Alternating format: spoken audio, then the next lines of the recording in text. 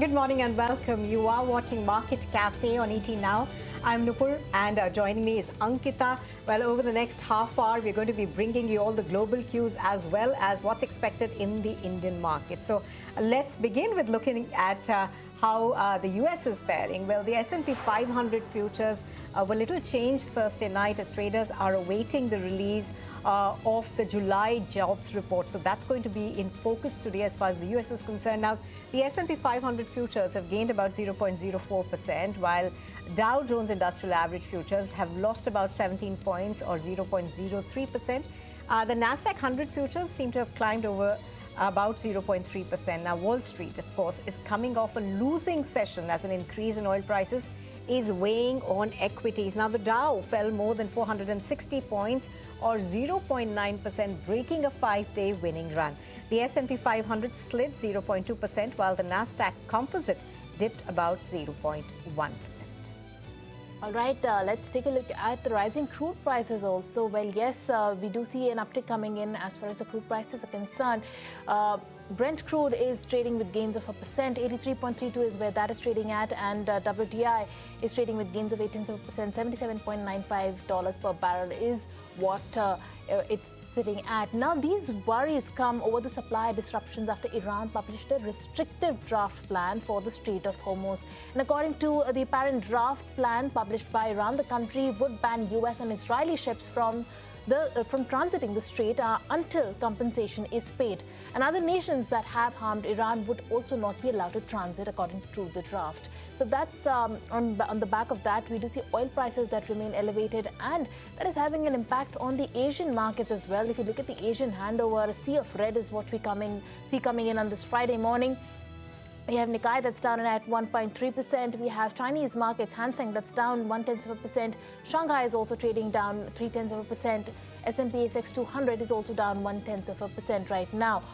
So a sea of red that's coming in, and look at the implied start to Nifty, also a gap down start of almost 100 points is what GIFT Nifty is also indicating towards.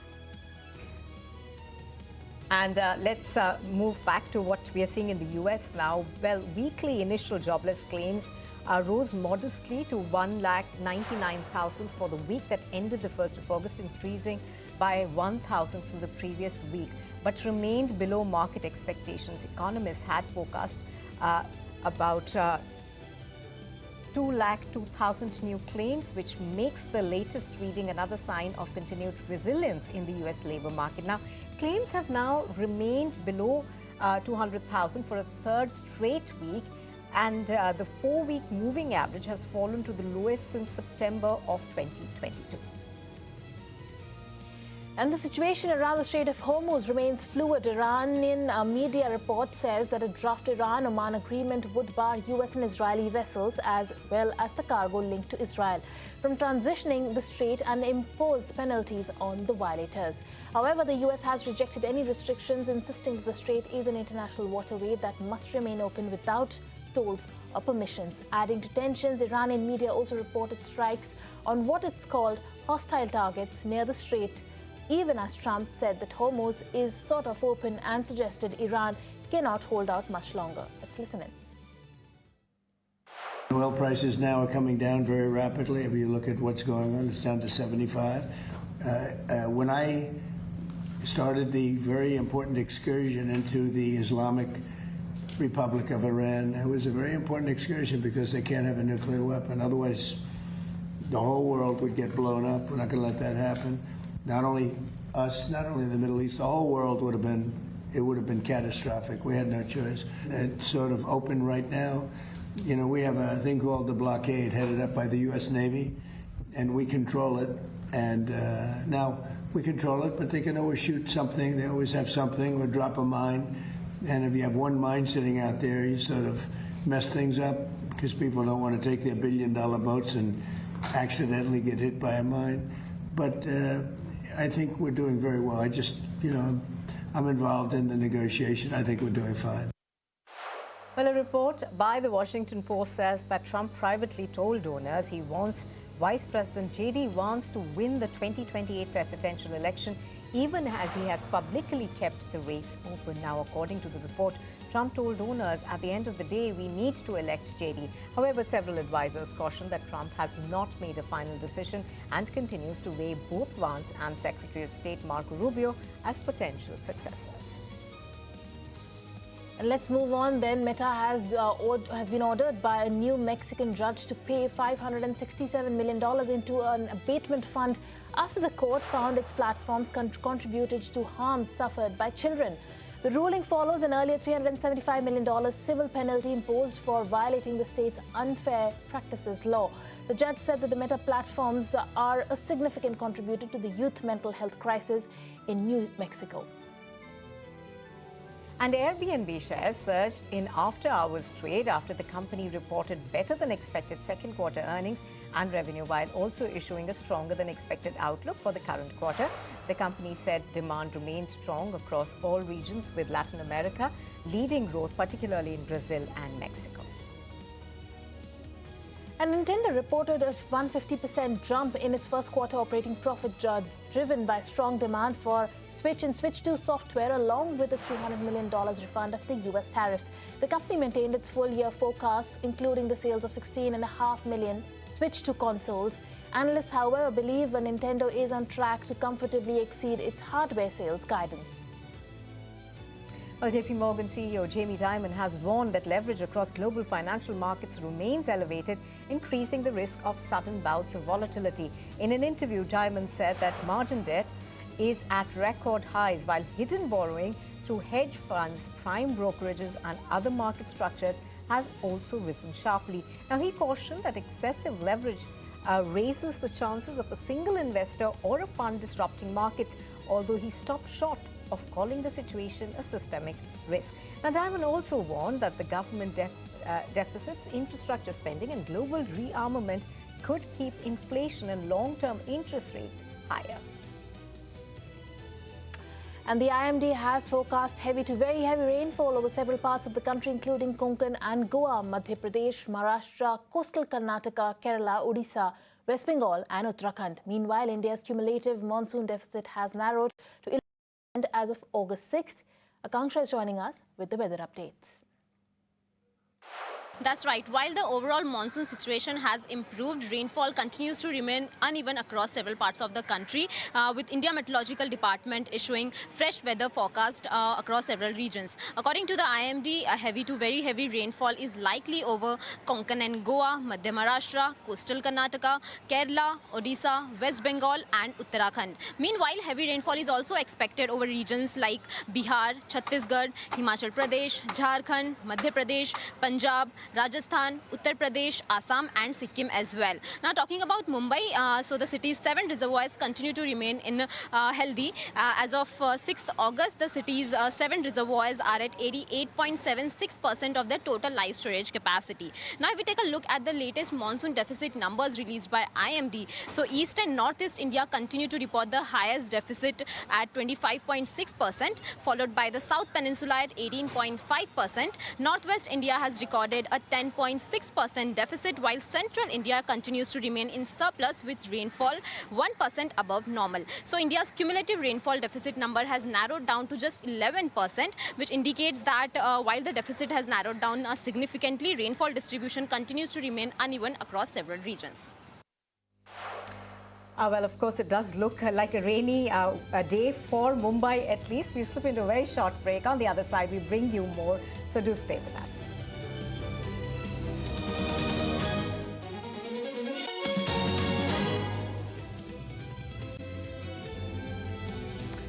Well, thank you very much for staying with us on ET Now. And on to news that's in focus back home. Well, the Civil Aviation Minister has dismissed claims that ethanol will be blended with aviation turbine fuel. He has posted on X that ethanol and sustainable aviation fuel are entirely different and should not be conflated. Kuldeep is getting us more details on this. So, hi Kuldeep, tell us more of what the Aviation Minister has posted on X. Well, Civil Aviation Minister Ram Mohan Naidu has quashed the claims that the government is planning to blend ethanol with aviation turbine fuel. In fact, Civil Aviation Minister issued a statement clarifying that all such claims are wholly unfounded and highly irresponsible. He also stated that there is no such proposal under consideration, and in fact he clarified that ethanol and sustainable aviation fuel are entirely different and should not be conflated. He also said that SAF is an internationally certified aviation fuel recognized by International Civil Aviation Organization and adopted globally. It undergoes rigorous testing and meets stringent global safety standards. Well, Ram Mohan Naidu's statement comes following Arvind Kejriwal's claim that government is planning to mix ethanol with the aviation turbine fuel. Aam Aadmi Party National Convener Arvind Kejriwal earlier in the day posted on social media platform X that sources indicate that Modi government plans to mix ethanol in aviation turbine fuel, and experts say that this could seriously compromise the safety of flights. So this was Arvind Kejriwal's claim. He posted on social media platform X, and following this claim, Ram Mohan Naidu has issued a statement quashing all such claims. In fact, Ram Mohan Naidu also said that spreading misinformation on aviation safety only creates needless anxiety among air travelers, and he further asserted that passenger safety remains the government's highest priority. All right, let's move on then. The RBI has released a list of upper layer NBFCs for FY27. The list includes Tata Sons. RBI has said that the Tata Sons deregistration application is under examination. My colleague Anurag Joshi is getting us more details on that. The latest list of the RBI's upper layer NBFCs includes Tata Sons. Tata Sons remains in the upper layer non-banking financial company list of RBI as a core investment company. The RBI released the list today, and it has said that Tata Sons application for deregistration as a core investment company remains under examination. In the list of upper layer NBFCs for FY27, there are 19 names, and this includes Tata Sons and another Tata company, Tata Capital, which last year listed its shares. Tata Sons had a deadline until September 30 last year to list its shares, but it had missed the deadline. And in 2024, to give you a background, Tata Sons had approached the RBI with an application to deregister as a core investment company, which would bolster its case to seek a waiver as an upper layer NBFC. The moot issue or point of contention over here is that Tata Sons is made efforts. It has sought to remain an unlisted company, and as an upper layer NBFC, the list was first released in September 2022. Or upper layer NBFCs need to list their shares. In 2022, RBI had given a 3-year time frame to upper layer NBFCs, which Tata Sons had missed. So in this particular case, there are 19 names, and this also includes 2 NBFCs which were there in the previous list, but in the current exercise they don't meet the criteria of upper layer NBFCs, but because they need to be there for a period of 5 years, they are included, which is PNB, Housing Finance and Sammaan. And the Reserve Bank of India has unveiled a sweeping overhaul of loan recovery norms, introducing stronger safeguards for borrowers and stricter accountability for banks and recovery agents. And Anurag Shah has more details on this and joins us now, is in fact staying with us on this one as well. So Anurag, tell us more about what we're hearing about this.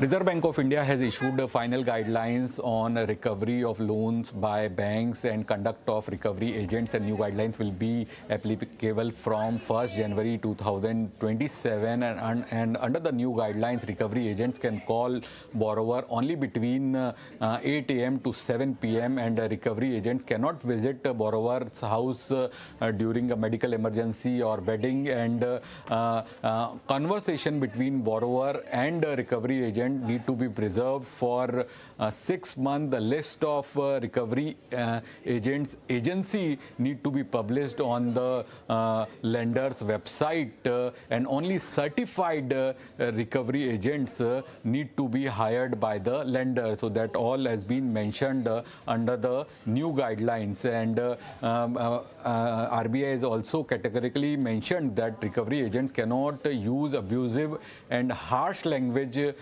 to borrowers. Other than that, RBI has also issued rules on mobile phone loans. So under the new rules, bank can lock a finance mobile device only when the loan remain unpaid, and if a loan is unpaid for more than 30 days, then mobile phone can be partially locked. But during that time also, SOS, emergency call, SMS, and calls should remain active, and bank must remove the locking mechanism after the full loan repayment. And after the full loan repayment, if mobile phone is not unlocked, then there is a penalty of 250 rupees per hour. So these are the final guidelines issued by Reserve Bank of India on mobile phone loans and recovery by banks.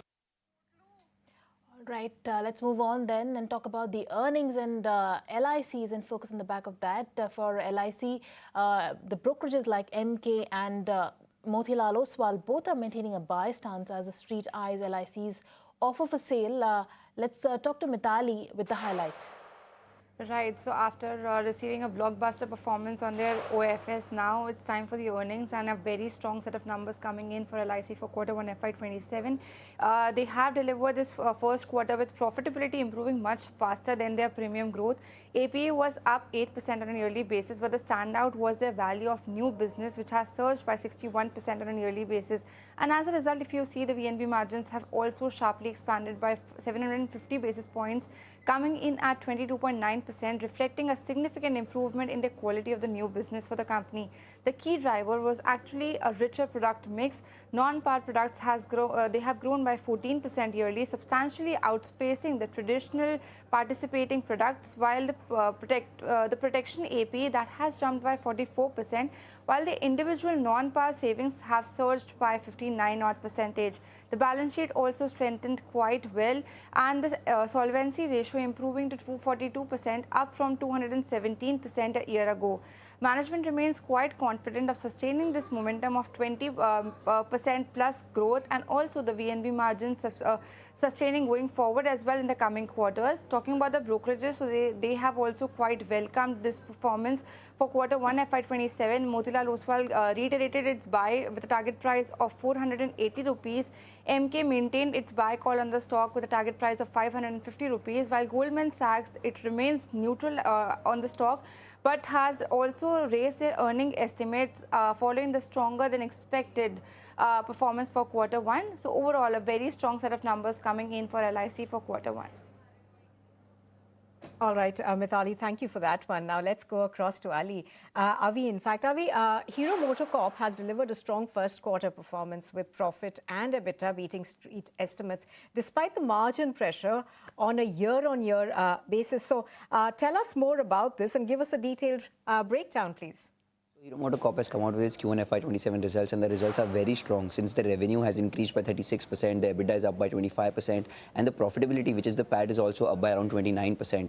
The margins, we can see that there is a pressure on QOQ and YY basis because of commodity inflation caused by the West Asia crisis. However, they are 20 bips above than what the street was estimating, coming in at 13.3%. So a good strong set of results from Hero MotoCorp. This is also led by the volume growth that they saw, coming in at 16.77 lakh units, which is a 23% growth on a yearly basis. Their strategy is very clear, which is to scale their premium products and their EV business, along with expanding their global footprint. Their Vida, which is their EV two-wheeler business, has grown by around 151% on a yearly basis as the portfolio is expanding and the retail footprint is also growing. Their global business is up 63% on a YY basis because the demand for the premium products is increasing, and that can be seen in the volume numbers as well. Talking about their Harley Davidson, we saw that it saw a 105% growth on a yearly basis on account of a low base. So that is a good news, since the global business, the Harley Davidson, the volumes all are working in favor of Hero MotoCorp. However, Goldman Sachs still maintains their sell rating on the call with a target price of 4,200. They say that the gross margins have contracted more sharply than what we saw at TVS and Bajaj Motors. The market share has also declined on a quarterly basis for Hero MotoCorp, and that is why Goldman Sachs has maintained their sell rating with a target price of 4,200. However, the results are very strong, both on basis of revenue growth, profitability growth, and the volume growth for a Hero MotoCorp. All right, Avi, thank you so much for joining us. Do watch out for Hero MotoCorp. But besides that, we have Britannia also that will be in focus as it has reported an inline first quarter performance. With steady revenue, profit and margin growth, the management remains optimistic on sustainable growth while keeping a close watch on the crude oil volatility. My colleague Snehi is joining us with the key highlights. Well, yes, largely a mixed bag coming in from Britannia this time around. The revenue and PAT were in line with our estimates, but there was slight softness that was seen on the EBITDA and the EBITDA margin front. To take you through what the numbers look like on a consolidated year-on-year basis, the revenue has come in at 5,000 crores. That's absolutely in line with our estimate. EBITDA has come in at 840 crores. We were estimating this number to be at 871 crores, so slightly soft over there. The net profit at 591 crores is an uptick of 13.5%, and the EBITDA margin this time has seen an uptick of about 40 bips at 16.8% compared to 16.4%, but we were expecting a number north of 17%, so slightly soft compared to our expectations. The biggest highlight in quarter one is that staff costs, while they're down 13.3% on a year-on-year basis, sequentially they've seen a jump of about 12.6%, so this is a metric that we are going to be watching out for. The management has said that sales have been led by healthy value as well as volume growth. Brokerages are expecting this number to be between 6 and 6.5% on account of the volume growth. They expect healthy and sustainable revenue growth going ahead, and growth ahead will be led by innovation, brand investments, margin management, cost efficiency initiatives, and improving domestic demand environment. They have said that they are closely tracking the West Asia geopolitical risk and crude volatility, and in their press release and presentation, they have also said that the Milk Bikis strategy of Thirukural and their new strategy of winning in many Indias is deepening their penetration and is leading to growth. Croissants as a portfolio has seen more than 30% growth, so that is also doing very well. So all in all, a largely mixed bag of numbers coming in from Britannia for quarter one.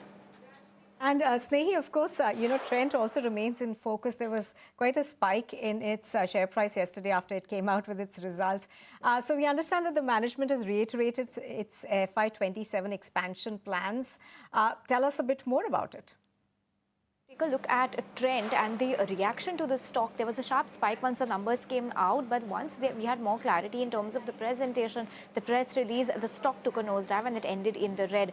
Just to take you through what the scorecard looked like, revenue was in line versus our estimates, but there was a good beat on EBITDA, PAT and margin. Now, I've interacted with a couple of analysts and they say that there has been gross margin expansion this time around. The rentals of their stores have gone down, and that is something that has helped the company going ahead. The company themselves have said that they have strived to achieve operating leverage, and that is something that has played out for them positively in this quarter. The management has said that like-for-like growth in the fashion portfolio continues to be in low single digits. The emerging categories like BPC, innerwear, footwear, they have contributed 21% to the overall revenue. While they have said that geopolitical uncertainties marred the beginning of quarter one, they have seen recovery towards the end of the quarter. They now operate more than 1,300 large box fashion stores. They will be growing their presence within the tier 2-3 cities as well going ahead, and that is where Zudio is going to be focusing. And speaking of store count, they have reiterated their guidance of adding 50 stores for Westside this year and between 200 and 250 stores for Zudio, while Westside's quarter one store addition was only 1